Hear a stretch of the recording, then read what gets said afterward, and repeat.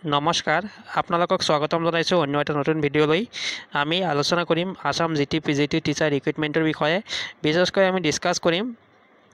second merit list বা second result যি কয় আপোনালোকে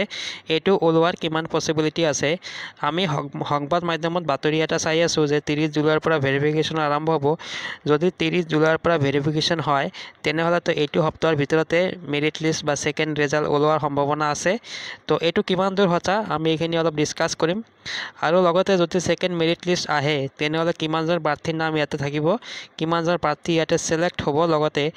কাট অফ কিমান তললৈ আহিব পাৰে এইখিনি আমি আলোচনা কৰিম লগতে সংবাদ মাধ্যমত যেটো বাতৰি আছে তাতে হিন্দী শিক্ষকক লৈ কি লিখা আছিল এইখিনি আমি অলপ আলোচনা কৰিবলৈ যত্ন কৰিম আপোনালোকে ভিডিঅটো হেকলৈকে চাওক আপোনালোকে জানে যে জিটি পিজিটিৰ টেট কাম ৰিক্ৰুটমেণ্ট টেষ্টৰ ৰিজাল্ট কিছুদিন আগতে ঘোষণা কৰিছে আৰু ৰিজাল্ট ঘোষণা হোৱাৰ পাছতে এইটো বিষয়ত চৰ্চা হৈ আছে বিশেষকৈ কাট অফ সম্পৰ্কে হোক বা সেকেন্ড মেৰিট লিষ্ট বা সেকেন্ড ৰিজাল্ট সম্পৰ্কে হোক কিয়নো যিমান ভ্যাকেন্সি আছিলে সিমান সংখ্যক ক্যান্ডিডেটক ডকুমেন্ট ভেৰিফিকেশ্যনৰ কাৰণে মতা নাই তাৰ কাৰণে সেকেন্ড মেৰিট লিষ্ট এটা ওলোৱাৰ পূৰ্ণ সম্ভাৱনা হৈ পৰিছে আমি এই সম্পৰ্কে আপোনালোকৰ এটা ভিডিঅ' বনাই জনাই দিছিলোঁ যে সেকেন্ড মেৰিট লিষ্ট ওলোৱাৰ কিমান সম্ভাৱনা আছে লগতে এডভাৰটাইজমেণ্টত কি লিখা আছিল সেকেন্ড মেৰিট লিষ্ট বা সেকেন্ড ৰিজাল্ট সম্পৰ্কে এইখিনি যদি আপোনালোকে চোৱা নাই মোৰ এই ভিডিঅ'ৰ ডেসক্ৰিপশ্যনত লিংক দি দিম আপোনালোকে তাৰ পৰা গৈ হেতু ভিডিঅ' চাব পাৰে তাতে প্ৰায় 6000 প্লাস ক্যান্ডিডেটে ভিডিঅ'টো চাইছে আপোনালোকেও চাব পাৰে তো তাৰ পিছত যেটো সংবাদ মাধ্যমত বাতৰি প্ৰকাশিত হৈ আছে তাতে লিখা আছে 30 জুলাইৰ পৰা ভেৰিফিকেশ্যন হ'ব যদি 30 জুলাইৰ পৰা ভেৰিফিকেশ্যন হয় তেনেহ'লে এই সপ্তাহৰ ভিতৰতে আপোনালোকৰ মেৰিট লিষ্ট চাব পাৰিব বা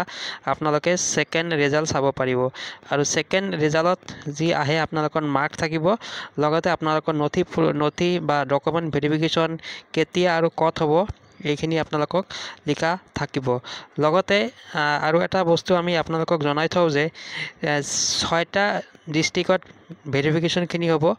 নগাঁও কাছাৰ ডিব্ৰুগড় কামৰূপ মহানগৰ আৰু লগতে বঙাইগাঁও জিলাত ভেৰিফিকেশ্যন হ'ব আৰু এইটো আনুষ্ঠানিকভাৱে এতিয়া ঘোষণা হোৱা নাই কিন্তু অচিৰেই প্ৰকাশ পাব অফিচিয়েল জাননী অতি কম সময়ৰ ভিতৰতে অফিচিয়েল আপডেট আপোনালোকে পাব এতিয়া আমি চাম যদি সেকেন্ড মেৰিট লিষ্ট আহে কিমানজন প্ৰাৰ্থীৰ নাম সিলেক্ট হ'ব আৰু কাট অফ কিমান তললৈ আহিব পাৰে ঠিক আছে আপোনালোকে চাওক এইটো আপোনালোকৰ যোৱাবাৰ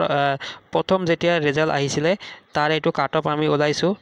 অসমীয়া মিডিয়াম আছে গ্ৰেজুৱেট টিচাৰ আৰ্টছৰ অসমীয়া মিডিয়ামৰ কাট অফ যদি আপোনালোকে চাই আৰ্টছত 70 কাট অফ গৈছিলে তো সেকেন্ড বা দ্বিতীয় যেটো ৰিজাল্ট যদি আহে তাতে কাট অফ কিমান যাব পাৰে তো আমি আপোনালোকক জনাই থওঁ যে কাট অফ 2ৰ পৰা 3 লৈকে কমিব পাৰে বা 2 লৈকে কমিব পাৰে তাৰ তললৈ কিন্তু কাট অফ নকমে কিয়নো পয়েন্টৰ ভিতৰতে বহুত ক্যান্ডিডেট থাকে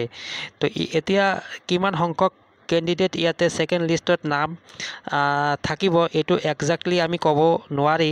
যদিও ভালে সংখ্যক ক্যান্ডিডেটৰ নাম থাকিব পাৰে যদি যিমান ক্যান্ডিডেটৰ নাম থাকিব হিমান কিন্তু কাট অফ তললৈ আহিব যদিও আপোনালোকে এটা অনুমান কৰি ল'ব যে কাট অফৰ পৰা 2 মাৰ্ককৈ তললৈ আহিব পাৰে ঠিক আছে যদি অসমীয়া মিডিয়ামৰ আৰ্টছৰ 70 কাট অফ গৈছিলে আৰ্টছ টিচাৰৰ তেনেহ'লে আপোনালোকে অনুমান কৰি ল'ব পাৰে যে 68.75 কাট অফ সেকেন্ড মেৰিট লিষ্টত আহিব পাৰে ঠিক এসসিৰ 54 যদি 54.75 গৈছিলে 2 মাৰ্ক কমিব 52.75 এনেকুৱা এটা কাট অফ আহিব পাৰে তো আপোনালোকে ধৰি লওক যে 2 মাৰ্ক 1 মাৰ্ককে কমিব বা কিছু সাবজেক্টত 3 মাৰ্ক লৈকে কমিব পাৰে তাৰ তলত কিন্তু কাট অফ নাহে তো ভিডিঅ'টো আৰু দীঘলীয়া নকৰো আমি এইটো এটা সৰু আপডেট লাভ কৰিছিলোঁ সংবাদ মাধ্যমৰ জৰিয়তে আৰু এইখিনি আমি আপোনালোকক জনাইছো আৰু এইটো হসা হ'বলৈ গৈ আছে এইটো সপ্তাহত আপোনালোকক সেকেন্ড মেৰিট লিষ্ট চাবলৈ পাব ঠিক আছে তেনেহ'লে ভিডিঅ'টো আমি ইমানতে সামৰিছো ধন্যবাদ